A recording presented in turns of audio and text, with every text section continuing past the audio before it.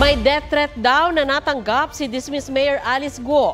Sinabi niya yan kay DILG Secretary Benher Abalos na kabilang sa mga sumundo kay Guo sa Indonesia. May report si John Consulta.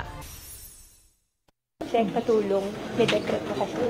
Di bale, basta importante. Totoo, tingnan natin ito. Ha? Kaya nga, kumuha na kami ng private plane dito para maano. Kasi ako tingin ko para ngayon Chinese.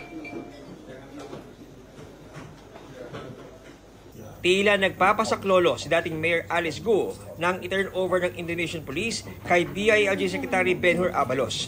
Hindi malinaw kung ano ang tinutukoy ni Guo na banta sa kanyang buhay.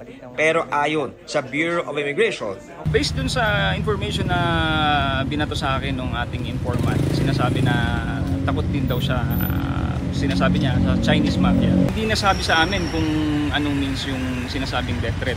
ayon sa Immigration, ilang beses nagpalipat-lipat ng pinagtataguan si Guo. Bago naman siya naaresto sa townhouse na ito sa Tangerang City sa Indonesia, nagpaabot si Guo ng surrender feelers sa DOJ tracker team. Matapos i-turnover sa Pilipinas si Guo, proseso na ang mga papeles niya. Ipinakita rin niya ang kanyang Philippine passport. Dito naman mga kapuso sa ating likuran si Mayor Alice Guo at nagsisimula na itong turnover mula sa Indonesian authorities papunta sa mga otoridad ng Pilipinas, sa BI, PNP at pakita natin ngayon nilba na siya ng dokumento at sisikapin na ngayong araw na to ay mailipad na pabalik ng Maynila. Itong si how are you ma'am? How are you?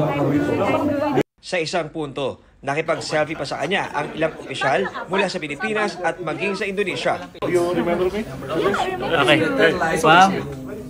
Ma'am, dito ma'am. You're going home. How do you feel? I'm good. I'm good. Yeah, I'm good. Are you okay now? Yeah. I'm good. Yung mga accusations sa'yo, you're confident you can answer it? Are you going to go? Are you going to respond? Wala po muna Ma'am, may death threat ka daw. May death threat ka daw. May death threat ka daw, ma'am.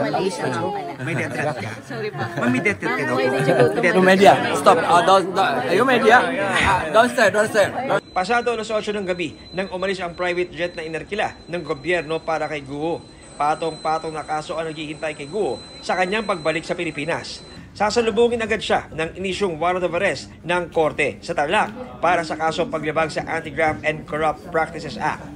Dahil yan sa paggamit umano sa kanyang pwesto para paboran ang baufulan na nagpaupa ng lupa sa Pogo sa Bamban. Bukod pa yan sa mga reklamong qualified human trafficking, money laundering at tax evasion na nakasampa sa Department of Justice. Pinapakansela rin ng Office of the Solicitor General ang birth certificate ni Guo. May kinakarap ding reklamong material misrepresentation si Guo sa COMELEC. Mula sa Jakarta, Indonesia, John Consulta, nagpapalita para sa GMA Integrated News.